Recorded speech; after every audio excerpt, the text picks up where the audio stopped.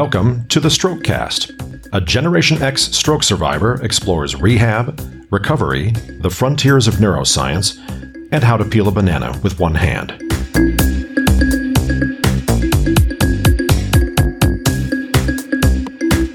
Hello, I'm Bill Monroe, and welcome to episode 56 of the Strokecast.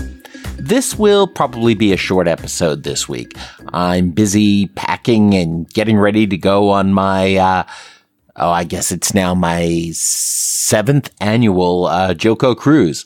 I talked about the last one I did back in episode 4 last year. It was a lot of fun, and I'm really excited for the coming week. But I did want to talk about something that's really important right now, and that's that stroke has really been in the mainstream media a lot more this week due to the recent celebrity deaths. Our reactions to deaths like this of celebrities are often, complicated. This week, I want to explore that a little bit and talk about how we can use this moment to positively impact the lives of people around us and potentially help to save even more lives. So the entertainment media was sort of shocked to learn this week of the death of actor Luke Perry from a stroke at the young age of 52.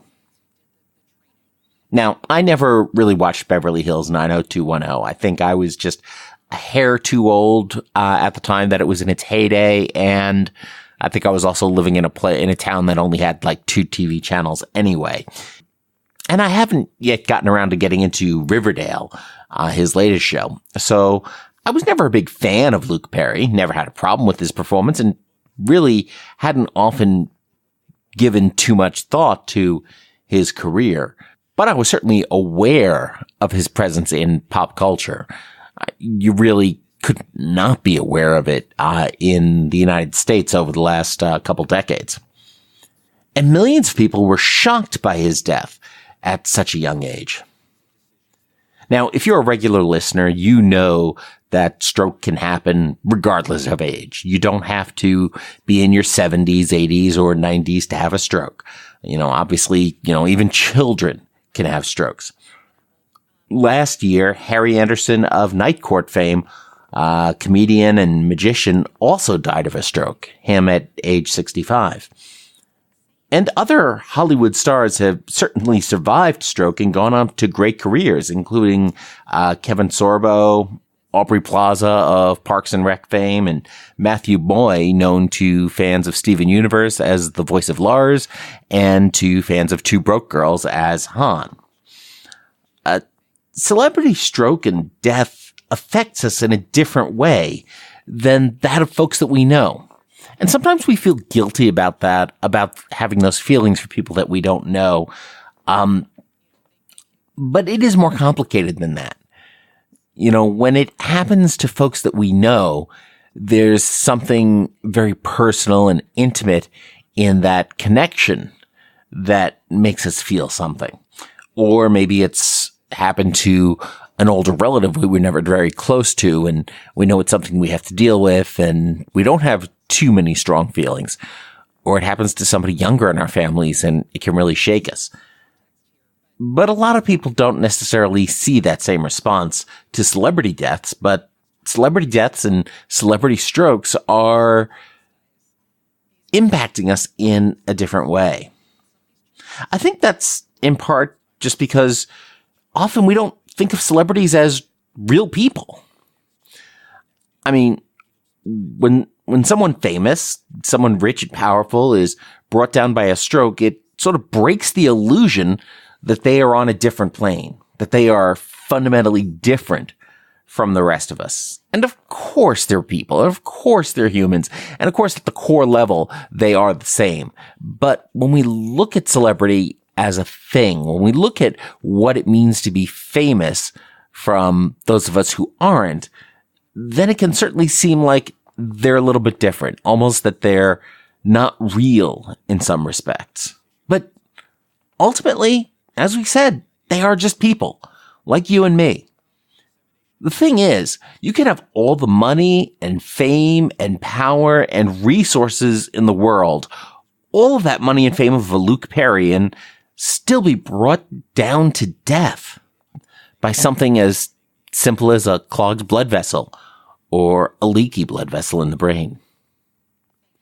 And if they're not safe with all of their resources, how can any of us be safe? You see, there's also a nostalgia element here. Folks like Luke Perry or Harry Anderson aren't just people in the world. They become connected to and associated with times in our lives, times in our past when we were consuming their media.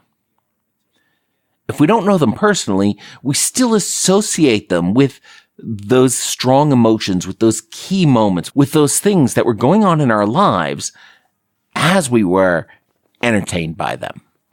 You know, the people we spend the time watching on TV when we're adolescents become associated with our adolescence decades later. And there is a connection there. There is a piece of ourselves that is inhabited by them, that is inhabited by their presence.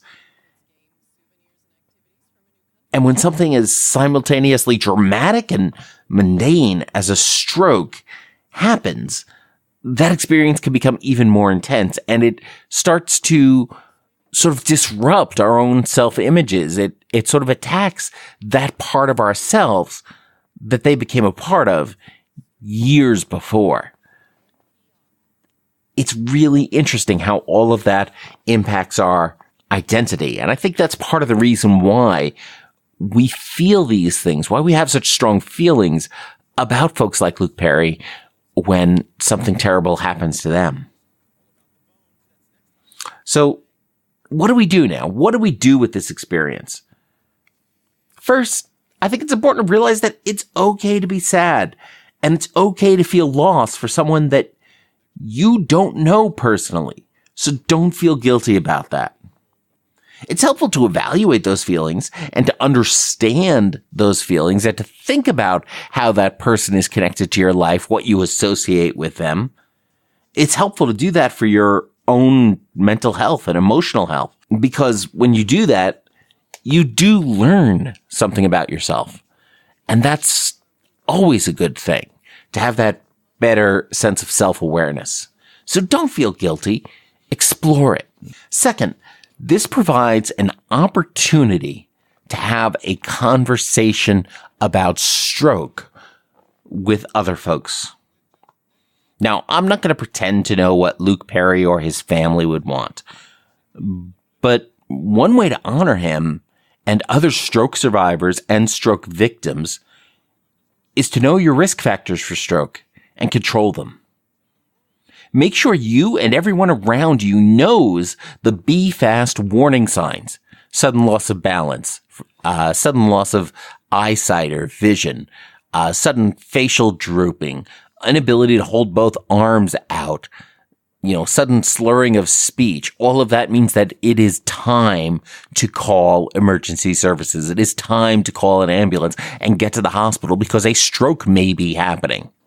And time is brain. Time is tissue. So when you see those BEFAST signs, balance, eyes, face, arms, speech, it's time to call for help. Make sure everybody knows those warning signs. And make sure everybody knows that anyone, including babies, can have a stroke. It is certainly possible for young, healthy, athletic people to have strokes. It's not just something that happens well after retirement. If you work with a civic, school, or church group, or some other group that has speakers come in from time to time, bring a stroke survivor in to present to the group, to help educate them about stroke, to share their story, to help them understand the BEFAST signs, to help them understand the risk factors for stroke, like smoking, high blood pressure, high cholesterol, diabetes, all of these different things that we can work to control to help minimize the number of strokes in the future.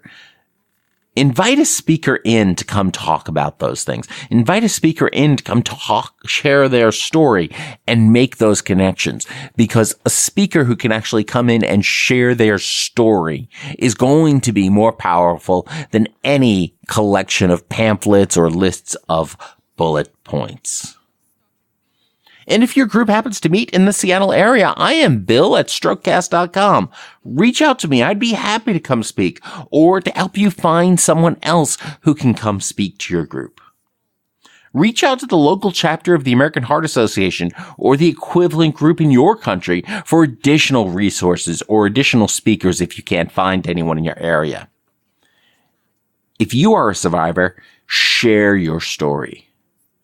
Let folks know your story. Help them connect. Help them understand. Help them take the idea of stroke out of the abstract concept and demonstrate that it is real, that this does happen to ordinary people, that they can understand that, and that they can then understand their risk factors and understand the BEFAST signs and figure out how to mitigate the potential of other strokes. You see, now is a time when folks are more interested in learning about strokes. So help them learn. If there's a chance that due to Luke Perry's death, that hundreds or thousands of other lives could be saved, then let's do it. Let's maximize that opportunity and let's get out there and connect with people and help people. And that brings me to my hack of the week. And this week, it's another real simple one. An umbrella stand by the door is a great place to store a bunch of canes.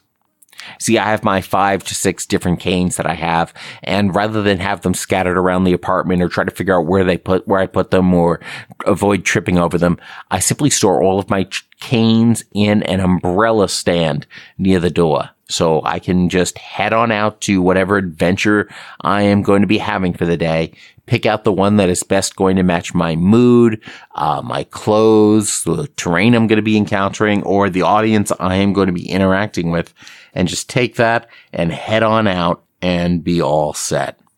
Having them in that umbrella stand keeps them both accessible and out of the way. So that's it for this week. Told you it was going to be a short one. Tune in next week to hear from Gianna Rojas, the one-handed lady golfer, about her work with adaptive golf and helping stroke survivors get back onto the golf course. What are your thoughts on celebrity death or stroke? Be sure to let us know in the comments over at Strokecast.com/Luke Perry. Share the warning signs and risk factors of stroke far and wide with people you know. Encourage folks to learn more about stroke by visiting Strokecast.com and listening to back episodes or visiting the American Heart Association's website at heart.org. And of course, as always, don't get best, get better. Thanks a lot. I'm Bill Monroe, and I'll talk to you next week.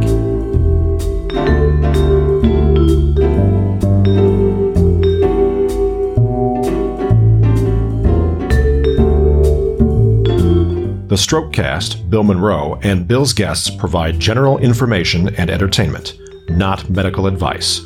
Please do not make any changes to your treatment plan or the execution of your treatment plan without first consulting your personal doctor or medical team. The Strokecast is a proud production of the Currently Speaking Podcast Network.